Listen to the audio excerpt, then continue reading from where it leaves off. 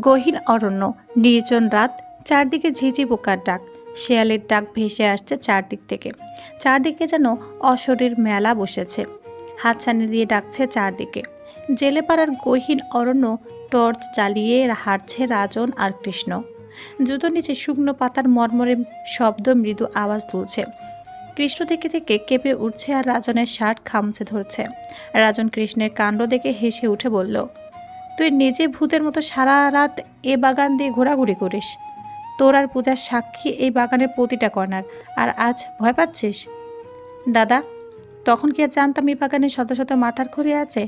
জানলে আমি কোনোদিন আসতাম না। পূজার সাথে প্রেম করতে আসতি না? না দাদা, প্রেম করতে গেলে কি আর মনে ভয় রাখলে হয় গাদা? দাদা, আপনি যদি দেখেন তাহলে আপনি নিজেই ভয় পাবেন। কয়টা খুলি হবে? দাদা, অগণিত। কেউ মনে হয় ম্যাগনেট পুঁতে রেখেছে, না হলে নিশ্চিত ভূতের কারখানা। ভূতের কারখানা তো আছেই। বেশ শিয়ানা ভূত। ভূতের আস্তানায় তো চলে এসেছি, শুধু ভূত ধরা বাকি আছে। সত্যি কি ভূত দাদা? এই ভূত সেই ভূত না কৃষ্ণ? এত এত মানুষের প্রাণ যে নিয়েছে, সে রাজনের বাপ হলেও রাজন ছেড়ে দেবে না। কৃষ্ণ সহজ সরল একটা হাসি দিয়ে বলল, আপনার বাপ যদি কারো গায়ে একটা নখের আঁচড়ও কাটতে পারে, নামখান পাল্টায় রাখবো। তুই এত হেদা কেন রে? উদাহরণ দিয়ে বুঝালাম, সে যাই হোক না কেন আমার হাত থেকে রেহাই পাবে না। সে আমিও বুঝতে পারছি। মনে হয় এতদিনে তারাও টের পেয়ে গিয়েছে তাদের বিপদ সামনে। ধীরে ধীরে ওরা সেই মাটি খোঁড়া জায়গায় পৌঁছে গেল। রাজন লাইট মেরে দেখল অসংখ্য মানুষের মাথার খুলি। কত শত খুলি হবে তা গুণে শেষ করা যাবে না। রাজন চমকে উঠল। সে ভাবতে পারেনি এত মানুষের মাথার খুলি এখানে পাওয়া যাবে। কিছু নতুন খুলিও আছে, কেবলই মাথার হাড় থেকে মাংস খসে পড়েছে। রাজন অভিজ্ঞ দৃষ্টিতে চারপাশ খেয়াল করলো। রাজনের বুঝতে বাকি রইল না কেউ বা কারা খুন করে দিনের পর দিন এখানে মাথা পুঁতে রেখে দিয়েছে। রাজন খেয়াল করলো চৌধুরী বাড়িতেও সেম একটা ঘটনা ঘটেছে। আজকাল শহরে প্রায় মানুষের কাটা মাথা পাওয়া যাচ্ছে। কিন্তু কাহিনীটা কি? খুন যেই করুক একই ব্যক্তির কাজ। যতগুলো কাটা মাথা পাওয়া গিয়েছে ততগুলোর খুনই একজন ব্যক্তিই হবে। মাথা রেখে দেহ নিয়ে কী করে? গভীর কোনো রহস্য আছে।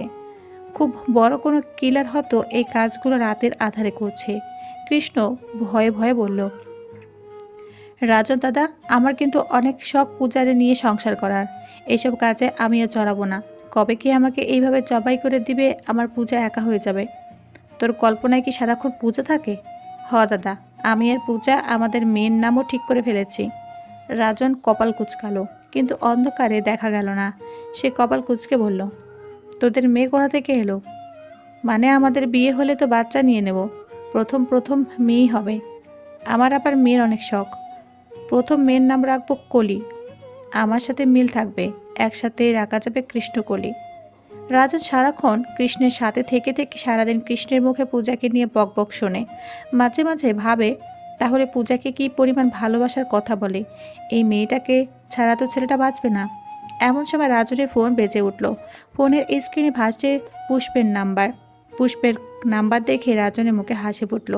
রাজন কৃষ্ণকে বলল, এখানে দাঁড়া, আমি কথা বলে আসি। কৃষ্ণ দ্রুত বলে উঠল, না দাদা, আমি এক পাও একা হাঁটবো না। আমি বাঁচতে চাই। রাজন গম্ভীর কণ্ঠে বলল, তা তোকে কে মারতে বলেছে? এ ভূতের জায়গা আমি একা থাকবো না। তাহলে কি আমাদের প্রেমালাপ শুনবি? তোর সামনে কথা বলতে হবে? আমি কান বন্ধ করে রাখবো দাদা, একটা কথাও শুনবো না। তাও আমি আপনাকে ছাড়া থাকবো না। তুই শিওর কান বন্ধ রাখবি? তা দাদা, কি এমন কথা বলবেন যা আমার সামনে বলা যাবে না? প্রেমিকা হলো সিক্রেট জিনিস, তার সাথে বলা কথাও সিক্রেট। পাবলিক করা উচিত নয়। পাবলিক করলে মানুষের বদনজর লাগে। বদনজর খুব খারাপ জিনিস কৃষ্ণ। দাদা, আপনি সব বিষয়ে কত সচেতন। এইবার চুপ কর, কান বন্ধ কর। রাজন পুষ্পের ফোন রিসিভ করে হাস্যোজ্জ্বল মুখে বলল, how are you my dear sweetheart? Pushpa লজ্জা পেল। লজ্জায় যেন লাল হয়ে যাচ্ছে সে। লাজুক কণ্ঠে বলল, ভালো আছি। আপনি কেমন আছেন অফিসার? ভালো নেই। কেন অফিসার? তুমি এখনও আমাকে আই লাভ ইউ বলনি। আই লাভ ইউ মানে কি অফিসার? আই লাভ ইউ মানে আমি তোমাকে ভালোবাসি জান। আমার তোমাকে লাগবে। পুষ্প আবার লজ্জা পেল। লজ্জা পেয়ে বলল, ওসব আমি বলতে পারবো না। তাহলে কি আমি তোমার ভালোবাসা পাবো না? একদম অ্যারেস্ট করে এনে জেলখানায় ভরে রাখবো, যাতে সারাক্ষণ তোমাকে দেখতে পারি। তাহলে তো আমার একটা খুন করতে হবে। অপরাধ ছাড়া জেলে কিভাবে দিবেন? খুন তো অলরেডি করেই ফেলেছ। কখন? যখন প্রথম দেখা হলো ঠিক তখনই আমি খুন হয়েছি। থাক থাক হয়েছে। রাজন এইবার মাদক ভরা কণ্ঠে ডাকল, পুষ্পতা। এমন আবেদনময় ডাকে পুষ্পের হৃদয়ে কঠিন শিহরণ বইল। কি বলবে বুঝতে না পেরে বলল, আই লাভ ইউ পুষ্প। ভীষণ ইচ্ছে করছে তোমার মুখে ভালোবাসি কথাটা শুনতে। পুষ্পের হৃদয় দুলিয়ে উঠল কঠিন ভালো লাগায়। নিজেকে আর আটকে রাখতে পারল না। সেই ভালোবাসার সরল স্বীকারোক্তি দিয়ে বলল, ভালোবাসি অফিসার, বলে ফোন কেটে দিল। রাজন হেসে দিয়ে ফোনে একটা চুমু খেলো। তারপর কৃষ্ণকে বলল, কিছু শুনেছিস? শুধু একটা চুমুর শব্দ শুনেছি। রাজন কৃষ্ণের মাথায় একটা গাঁটি দিয়ে বলল, অশ্লীল জিনিসে তো তোর কানে যাবে। জাহানের শরীর ভালো নয় মোটেও। জ্বরের তীব্রতা ক্রমশ বাড়ছে। 10 দিন কেটে গিয়েছে। পূর্ণতা জাহানের হাত ধরে হসপিটালে বসে আছে, সাথে প্রভাত হসপিটালে। পূর্ণতা আর জাহানকে একা ছেড়ে প্রভাত 1 সেকেন্ডের জন্য সরেনি। পূর্ণতা মানসিকভাবে একদম ভেঙে পড়েছে। 10 দিন ঠিকভাবে খাবার খায়নি, গোসল করেনি, চোখ মুখ শুকিয়ে একদম অবস্থা নাজেহাল। জাহান ঘুমাচ্ছে। ঘুমন্ত মায়ের মুখের দিকে এক নজরে তাকিয়ে আছে পূর্ণতা।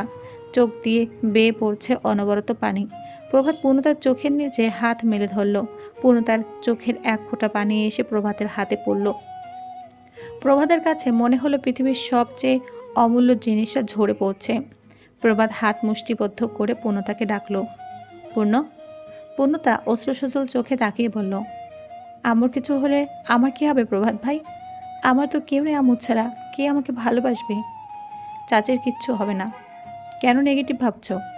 আমি জানি না, আমার মন শুধু উল্টাপাল্টা বলছে প্রভাত ভাই। একদিন সবাইকে ছেড়ে চলে যেতে হবে, তোমাকে, আমাকে, সবাইকে। এসব ভেবে নিজেকে কষ্ট দিও না। তাই বলে এইভাবে কারো হাতে নির্যাতিত হয়ে? শুধুমাত্র আপনার জন্য আমার আম্মুর জীবনেই কষ্ট। আপনার জন্য আম্মুকে শান্তি দিতে পারলাম না। আপনি আমাকে বিয়ে না করলে তো আম্মুকে নিয়ে পালিয়ে যেতে পারতাম। প্রভাত পূর্ণতার কাঁধে হাত রেখে বলল, পূর্ণতা চলো। পূর্ণতা প্রভাতের কথা মানে বুঝে না বুঝে বলল, কোথায়? বাড়িতে চলো। আম্মুকে কার কাছে রেখে যাব? আম্মু এসেছে। আম্মু আজ রাতে থাকবে, তুমি চলো বাড়ি গিয়ে ফ্রেশ হবে। আম্মুকে রেখে যেতে ইচ্ছে হচ্ছে না। সকালে আবার আসবো, চলো। মেরি আজ রাতে জাহানের কাছে থেকে গেল। প্রভাত পূর্ণতাকে নিয়ে চলে গেল। প্রভাত পূর্ণতার হাত চেপে ধরে বাড়িতে প্রবেশ করলো। ওয়াজেদ আর ওয়াসেল দুই ভাই গল্প করছে। আজ তাদের গেস্ট হাউসে গেস্ট আসবে, সে নিয়ে আলাপ করছে। দেখে মনে হচ্ছে খুব গুরুত্বপূর্ণ আলোচনা। প্রভাত বাড়িতে প্রবেশ করতে ওয়াসেল বলল, তোমাকে 2 দিন ধরে ফোন দিচ্ছি, বাড়িতে আসছো না কেন? প্রভাত দুই ভাইয়ের দিকে আর চোখে তাকিয়ে জবাব দিল, আমাকে কেন ফোন দিচ্ছিলে? গেস্ট হাউসে গেস্ট আসবে, তোমার সাথে আলোচনার দরকার আছে। প্রভাত ওয়াসেলের দিকে খানিকটা বিরক্ত কণ্ঠে বলল, আমার বউ হসপিটালে, আর আমি বাড়িতে কী করব? ওয়াসেল এদিক ওদিক তাকিয়ে বলল, লজ্জা শরম কি ধুয়ে গিয়েছে তোমার? তোমার পাশে বসে থাকা তোমার ভাইকে জিজ্ঞেস করো, তার কি বিন্দুমাত্র লজ্জা আছে? নিজের বউকে মেরে হসপিটালে পাঠিয়েছে, একবার দেখতে যায়নি। ওয়াসেল গটমট করে বলল, মহিলা মানুষের আঁচল ধরে বেড়াবে নাকি তোমার মতো? প্রভাত আচ্ছেল্যে সুরে বলল, আমি আমার বউয়ের আঁচল ধরে ঘুরি, তোমাদের মতো অন্য মহিলাদের আঁচল ধরে ঘুরি না। ওয়াসেল আবার বলল, তুমি যাও ফ্রেশ হয়ে নিচে এসো।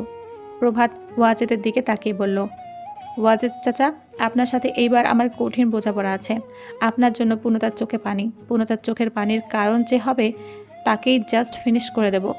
ওয়াজেদ প্রভাতের দিকে তাকিয়ে বলল, আমি আমার বউয়ের গায়ে হাত তুলেছি, তাতে তোমার কি? পারলে তুমিও তোমার বউয়ের গায়ে হাত তোলো, আটকাচ্ছে না তো কেউ। আমার বউ এবং আপনার বউ কারো গায়ে হাত তুলতে পারবেন না আপনি। তাহলে 2 হাত তো এইবার আসো থাকবে না প্রমিত চাচা। আপনার মেয়ে আমার কলিজার টুকরা, নইলে বুঝাতাম চাচা আমি কি জিনিস। আপনি অন্যের মেয়ের গায়ে হাত তোলেন, আপনার মেয়ের গায়ে হাত তুললে কেমন লাগে ঠিকই বুঝাতাম। ওয়াজেদ পূর্ণতার দিকে তাকিয়ে বলল, তা তোলো, নিষেধ করেছে কে? প্রভাত পূর্ণতার গলার উপর দিয়ে হাত দিয়ে পূর্ণতাকে বুকের সাথে মিশিয়ে ধরে বলল, যদি কোনোদিন গায়ে হাত তুলি সেদিন আপনার গায়ে হাত তুলব, রেডি থাকেন। তাতে যে পাপ হয় হবে। বলেই পূর্ণতাকে কোলে তুলে নিল। পূর্ণতাকে কোলে তুলে ওয়াজেদ আর ওয়াসেলের দিকে তাকিয়ে বলল, কিভাবে বউকে ভালোবাসতে হয় তা আমার থেকে শিখে রাখুন, কাজে লাগবে। ওয়াসেল বলল, কি আশ্চর্য, নির্লজ্জ, কি করছো এসব? আমার বউয়ের হাঁটতে কষ্ট হচ্ছে তাই কোলে নিলাম। বাবা চাচার সামনে? তোমরা ছেলের সামনে অন্য মহিলা কোলে তুলে নাও তখন লজ্জা লাগে নাই? আমি তো নিজের বউ কোলে নিয়েছি। বলে প্রভাত সিঁড়ি বেয়ে উপরে উঠে গেল। পূর্ণতা প্রভাতের গলা জড়িয়ে ধরে বলল, এসব কি করছেন আপনি? প্রভাত পূর্ণতার 2 গালে চুমু দিয়ে বলল, ওদের ধোলা দিলাম, বিনিময়ে কিছু দাও। পূর্ণতা গোল গোল চোখে তাকিয়ে বলল, কি দেব?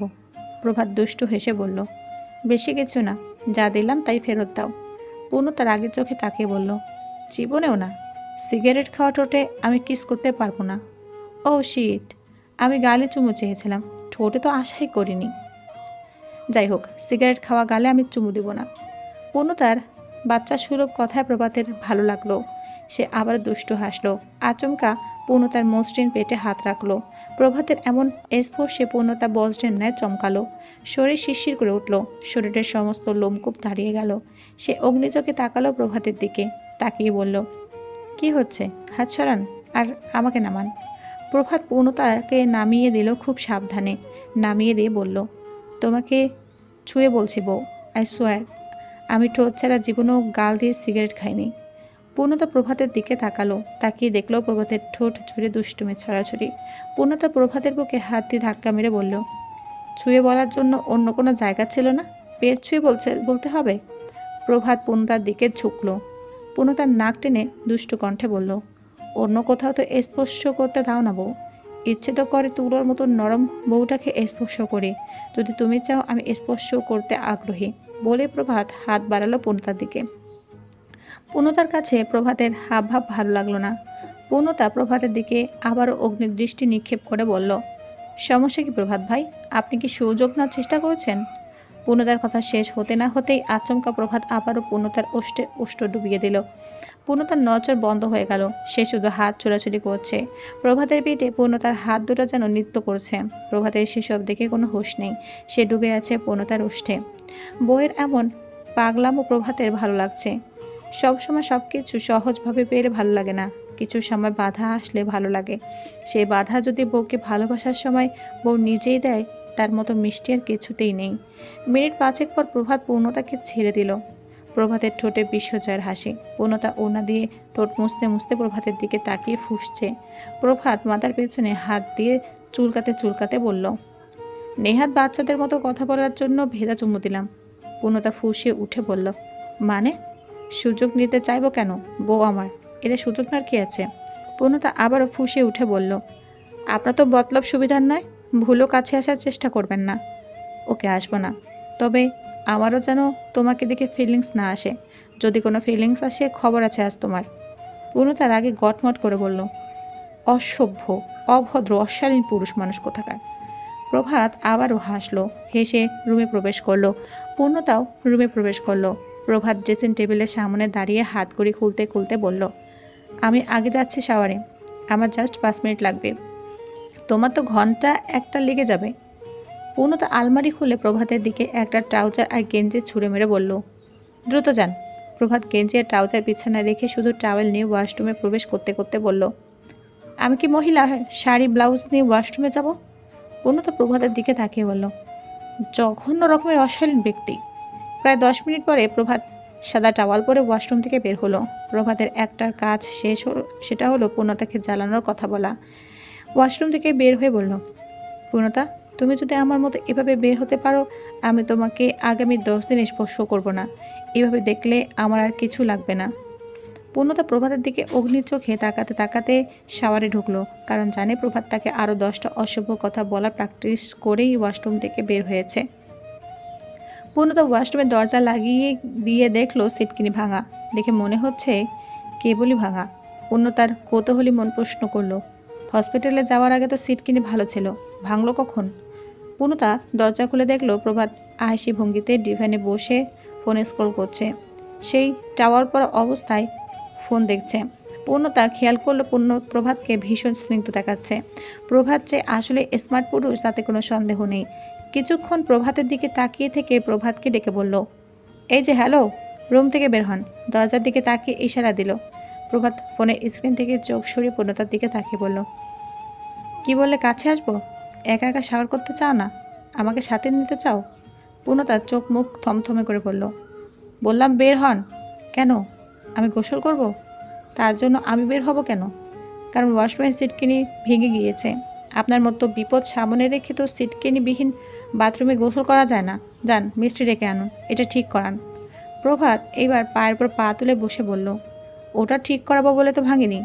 পূর্ণতা যেন আকাশ থেকে পড়ল। সে কৌতূহলী মনিয়ে জিজ্ঞেস করলো, মানে? প্রভাত নিচের ঠোঁটে হালকা কামড় দিয়ে পূর্ণতার দিকে কয়েক সেকেন্ড তাকিয়ে থেকে বলল, ওটা ঠিক করানো লাগবে না, আমি ভেঙেছি। কেন? শাওয়ারে তোমার পার্টনার হব বলে, তোমার সাথে রোমান্স করব বলে। ওয়াশরুমের দরজা যাতে আর না লাগাতে পারো সেজন্যই ভেঙে রেখেছি। পূর্ণতা চেঁচে চেতে গিয়ে বলল, মানে কি এসবের? আপনি এত বড় অসভ্য কেন? বইয়ের সাথে রোমান্সকে অসভ্য বলে বুঝি? অসভ্যতা ছাড়া কি?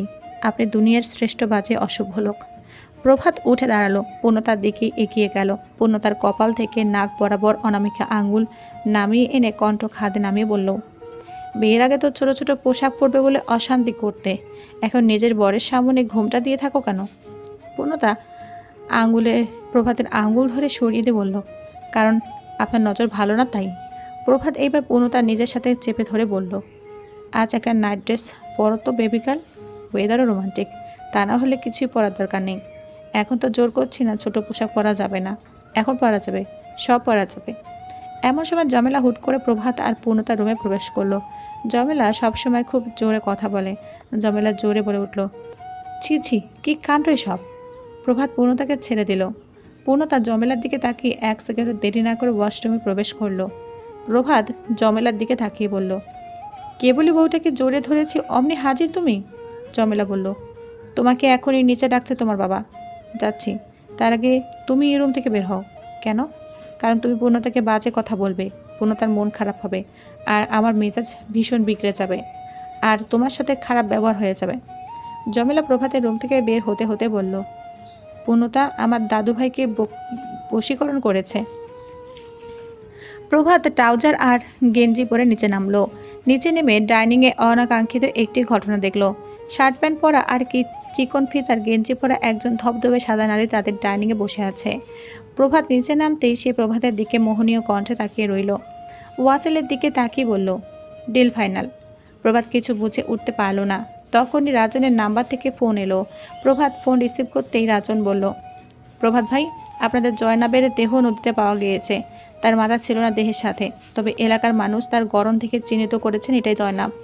প্রভাত রাজনের ফোন কেটে বলল, আমি দেখা করছি আপনার সাথে। প্রভাত ফোন পকেটে ঢুকিয়ে সামনের সাথে অর্ধনগ্ন মেয়েটির দিকে তাকিয়ে রইল। অর্ধনগ্ন সাদা চামড়ার একজন মধ্যবয়সী নারী কামুক দৃষ্টিতে তাকিয়ে আছে প্রভাতের দিকে। নিজের স্পর্শকাতর জায়গাগুলো বিভিন্ন অঙ্গভঙ্গিতে প্রদর্শন করছে প্রভাতের দিকে তাকিয়ে। প্রভাত বিচক্ষণ ছেলে। মহিলাটির ভাবভঙ্গি বুঝতে বেশি সময় লাগলো না। মহিলাটির দিকে একবারও তাকিয়েছিল মাত্র, তারপর আর একবার তাকায়নি। সে কঠিন মেজাজের সাথে ওয়াজেদ আর ওয়াসেলের দিকে তাকিয়ে বলল, মেজাজ স্থির রেখে এগিয়ে গেল ওয়াজেদ আর ওয়াসেলের দিকে, যেন চোখ দিয়ে গিলে খেয়ে ফেলবে বাবার চাচাকে। প্রভাত ওয়াজেদ আর ওয়াসেলের কাছাকাছি এগিয়ে যেতেই মহিলাটি উঠে দাঁড়ালো। সে প্রভাতের কাঁধে হাত রেখে বলল, you are so hard baby. Prabhat মহিলাটির হাত ছড়িয়ে দিয়ে কয়েকটি বৃষ্টি গালি দিল ওয়াজেদ আর ওয়াসেলের দিকে তাকিয়ে। এত জঘন্য গালি যে প্রভাত জানে তা ওয়াজেদ আর ওয়াসেলের জানা ছিল না। মহিলাটা প্রভাতের গালি শুনে বুঝে উঠতে পারল না গালি প্রভাত কাকে দিল। মহিলাটি জঘন্য নোংরা জগতের মানুষ। প্রভাতের গালি শুনে প্রভাতের প্রতি বিরক্তি আসার পরিবর্তে আরও মুগ্ধ হলো। তার কামুক দৃষ্টি আরও বেড়ে গেল। কামুক হাসি হেসে প্রভাতের দিকে তাকিয়ে বলল, নটি বয়। প্রভাত ক্ষীণিত দৃষ্টিতে মহিলাটির দিকে তাকিয়ে বলল, আপনার আমাকে কি দেখে নটি বয় মনে হলো আন্টি? মহিলাটি আবারও কামুক হাসি হেসে জবাব দিল, সিগারেট খাও তুমি? প্রভাত ঘৃণা আর বিরক্তি ভরা দৃষ্টি আগের ন্যায় স্থির রেখে বলল, হ্যাঁ খাই। Wow, I always like you naughty boy. প্রভাত বিরক্তিতে ভ্রু কুচকে আবার প্রশ্ন করল, আপনার কথা আমি কিছুই বুঝলাম না। সিগারেট খাওয়া, গালি জানা, রাগী তেজি ছেলে আমার উইকনেস। তোমাকে আমার দারুণ লেগেছে। তোমাকে দেখেই তোমার বাবার সাথে বিজনেস ডিল ফাইনাল করলাম। আমি আমার পণ্য পাই বা না পাই, ডিল ফাইনাল করে যাব। পুরো টাকা অ্যাডভান্স করে যাব। আমার শুধু তোমাকে লাগবে। বলেই প্রভাতের দিকে হাত বাড়ালো মহিলাটি। প্রভাত এবার সরাসরি জঘন্য একটা গালি মহিলাটাকে দিয়ে বলল, সরপতিতা। ওয়াসেল প্রভাতের দিকে তাকিয়ে বলল, প্রভাত, উনি আমাদের বিজনেস পার্টনার মিস অ্যানি। আমাদের দেশেরই, তবে বিদেশে থাকেন। কিছুদিনের জন্য বাংলাদেশে ঘুরতে এসেছেন। প্রভাত ওয়াসেলের দিকে এগিয়ে গেল। ওয়াসেল মুখের ওপর গিয়ে ফিসফিস করে বলল, বিজনেস পার্টনার নাকি দুই ভাইয়ের বেড পার্টনার? ওয়াসেল চোখের মনিদয় ঘোরালো। ওয়াজেদ আর মিস এনির দিকে তাকিয়ে বলল, ছেলে হয়ে বাপকে এসব বলছো?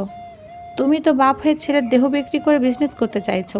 এখন তো দেখছি ছেলে হয়েও রক্ষা নেই। মেয়ে হলে তো তুমি রেগুলার বাড়ি আমার জন্য কাস্টমার খুঁজে আনতে।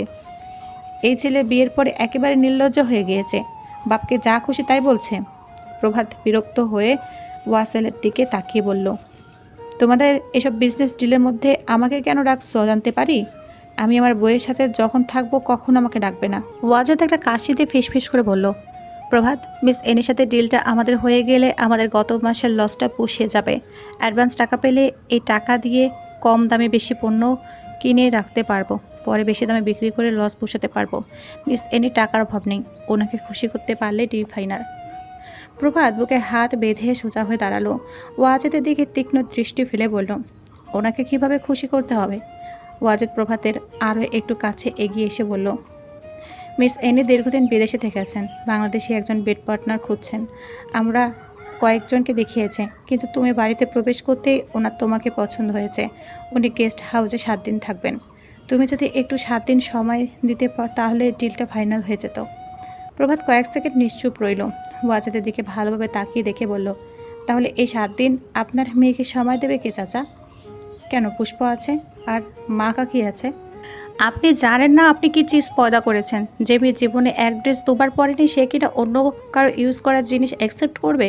সে অ্যাকসেপ্ট করলেও আপনি কোন সাহসে আমাকে এ ধরনের প্রস্তাব দেন? আপনার মতো ক্যারেক্টারলেস ভাবেন আমাকে। নেক্সট যদি এ ধরনের প্রস্তাব আমার কাছে রাখেন, ভুলে যাব আপনি আমার বউয়ের বাপ। মহিলাটি ওদের ফিসফিস কথাবার্তা কিছু শুনতে পাচ্ছে না। সে কামুক দৃষ্টিতে প্রভাতের দিকে তাকিয়ে আবারও বলল, বেবি, বাংলাদেশে পা রেখে প্রথম এরকম হট ছেলে দেখলাম। চলো আমরা রুমে যাই। প্রভাত মহিলাটির কাছে এগিয়ে এসে বলল, আমার চাচা ওয়াজেদের বেড পারফরমেন্স অনেক ভালো, ট্রাই করে দেখুন আন্টি। উপরে আমার বউ অপেক্ষা করছে। আমার সুন্দরী পবিত্র বউ রেখে গুয়ের পোকার দিকে তাকানোর রুচি আমার আসবে না কখনোই। ওটা আমার বাবা আর চাচার পক্ষেই সম্ভব। বলে প্রভাত উপরে ওঠার জন্য তাকালো। তাকাতেই দেখলো পূর্ণতা তার দিকে গোল গোল চোখে তাকিয়ে আছে। পূর্ণতাকে ওভাবে তাকাতে দেখে প্রভাত বলল, সর্বনাশ করেছে, এখন বউ সামলাবো কীভাবে? মিস এনি প্রভাতের দিকে তাকিয়ে বলল, বিশ্বাস হয় না এটা আপনার ছেলে ওয়াসেল চৌধুরী? এত আলাদা কিভাবে হতে পারে? ওয়াসেল বলল, আমি বলেছিলাম আমার ছেলে রাজি হবে না, ও অন্যরকম। ও কি আসলে আপনার ছেলে? হ্যাঁ, আমার ছেলে। আমি গেস্ট হাউসে যাচ্ছি, প্রয়োজনে টাকা বাড়িয়ে দেবো, তা ওর সাথে এক রাত আমি কাটাতে চাই। বলেই এনি গেস্ট হাউসে চলে গেল। ওয়াজেদ বলল, ভাই কী বিপদে পড়লাম। এদিকে আমাদের গুরু বলেছে এই ডিল যেন ফাইনাল করি, না হলে আমাদের সাথে আর কোনো বিজনেস করবে না সে। ওয়াসেল বলল, প্রভাত রাজি হবেই না। এইদিকে গুরু দিয়েছে শর্ত। ওয়াজেদ বলল, ভাই কোনোদিন যদি এইসব ফাঁস হয় আর গুরু যদি সামনে আসে, মানুষ কি আর কোনোদিন মানুষকে বিশ্বাস করবে? ওয়াসেল হেসে বলল, এত বছরে কেউ টের পেল না, আর কোনোদিন পাবেও না টের। রাত 12টা বাজে। মেরি জাহারের পাশে বসে আছে। পুষ্প হসপিটালের ছাদে দাঁড়িয়ে আছে। রাজন পুষ্পের সাথে দেখা করতে এসেছে। আকাশে গোলাকার চাঁদ সোনালি আলো ছড়াচ্ছে। সেই আলো রাজন মুগ্ধ হয়ে দেখছে পুষ্পকে। আকাশের চাঁদের দিকে তাকিয়ে রাজন মৃদু হেসে বলল, আকাশের চাঁদ এখন আর অতটা সুন্দর লাগে না, বুঝলে? পুষ্প রাজনের দিকে তাকিয়ে বলল, কেন? রাজন পুষ্পের কাঁধে হাত রাখলো অনায়াসে। হাত রেখে বলল, যেদিন তোমাকে দেখেছি সেদিন থেকে পৃথিবীর কিছুই আর আমাকে মুগ্ধ করতে পারে না। আমি জানি না কি জাদু করেছো তুমি আমাকে। তুমি ছাড়া পৃথিবীর কোনো সুন্দর জিনিস আমাকে মুগ্ধ করতে পারে না। পুষ্প লজ্জা পেল। লজ্জা পেয়ে বলল, সব আমার মন রাখার জন্য বলছেন? রাজন আবার মৃদু হেসে বলল, হৃদয় চিরে দেখার সিস্টেম থাকলে দেখাতাম পুষ্প, তোমাকে আমি কত ভালোবাসি, কত গভীরভাবে ভালোবাসি। তুমি আমার চোখে কত সুন্দর। পুষ্প রাজনের মুখের দিকে তাকালো। পুষ্প খেয়াল করলো শ্যামপন্ন মুখশ্রী অদ্ভুত মায়াবী দেখাচ্ছে। এর যেন হৃদয় উজাড় করার সব কথা বলছে। পুষ্পের ইচ্ছা করছে রাজনের মুখে হাত বোলাতে, জড়তার জন্য পারল না। রাজন কিছু বুঝতে পারল কিনা পুষ্প জানে না। সে পুষ্পের ডান গালে হাত রাখলো। রাজনের স্পর্শ পেতেই পুষ্প লজ্জায় মিইয়ে গেল। পুষ্পের লজ্জারাঙে মুখটা রাজনকে আরো মুগ্ধ করলো। সে পুষ্পের চিবুক ধরে মুখ উঁচু করলো। খুব আলতো পরশে পুষ্পের কপালে ঠোঁট ছুঁয়ে চুমু এঁকে দিয়ে বলল, জীবনে প্রথম কোন নারীকে ভালোবাসার চিহ্ন এঁকে দিলাম। জীবন থেকে মৃত্যু পর্যন্ত এই নারীর সাথে যেন কাটাতে পারি। পুষ্প লজ্জায় রাজনকে ধাক্কা মেরে ছাদ থেকে নামতে গেল। রাজন পুষ্পের হাত টেনে ধরে বলল, আমার কাছে আর কিছুক্ষণ থাকো। আমু খুঁজবে, খুঁজুক, সত্যি বকা দেবে পরে। আমার জন্য না হয় একটু বকা শুনলে, পরে আর দেখা করতে পারবো না। শীঘ্রই আমার ঘরে নিয়ে যাব তোমাকে, কেউ আর বকবে না। শুধু এই খুনিকে ধরি একবার। পুষ্প এবার জয়নাবের প্রসঙ্গটা তুলে বলল, আমি ভাবতে পারছি না জয়নাব আন্টি আর নেই। সজল ভাই, জয়নাব আন্টি এদের সাথে কি এমন করবে? রাজন চিন্তিত হয়ে বলল, চাকরি জীবনে এমন ঘটনা আগে দেখিনি, তবে আমিও এই শেষ দেখে ছাড়ব। পুষ্প আচমকা রাজনকে জড়িয়ে ধরে বলল, আমার খুব ভয় করছে, আপনাকে নিয়ে চিন্তা হচ্ছে। ওই খুনি তো বুঝে গিয়েছে আপনি ওদের ধরার জন্য চেষ্টা করছেন। যদি কিছু করে আপনার। পুষ্পের এই জড়িয়ে ধরা চিন্তা কেয়ার করা রাজনকে প্রশান্তি দিল। কেউ ভালোবাসলে হৃদয়ে এত প্রশান্তি লাগে, রাজন তা প্রথমবার অনুভব করলো। নারীর ভালোবাসায় কেন পুরুষ পাগল হয় রাজন তা হাড়ে হাড়ে টের পেল। পুষ্প ছাড়া জীবনে আর এক পা চলাও সম্ভব নয়। হঠাৎ দুশ্চিন্তায় মুখ শুকিয়ে এলো রাজনের। সে চিন্তিত কণ্ঠে বলল, আচ্ছা পুষ্প, আমার পরিচয় যদি খারাপ হয় আমাকে মেনে নেবে তুমি? পুষ্প রাজনকে আরও শক্ত করে জড়িয়ে ধরে বলল, আমার আপনি হলেই চলবে, আর কোনো পরিচয় লাগবে না অফিসার। ভালোবাসি আপনাকে, শুধু আমাকে বিয়ে করে আপনার বউ বানিয়ে নিন আপনি। রাজন পুষ্পের মাথায় হাত বুলিয়ে বলল, অনেক সহজ সরল মানুষ তুমি পুষ্প।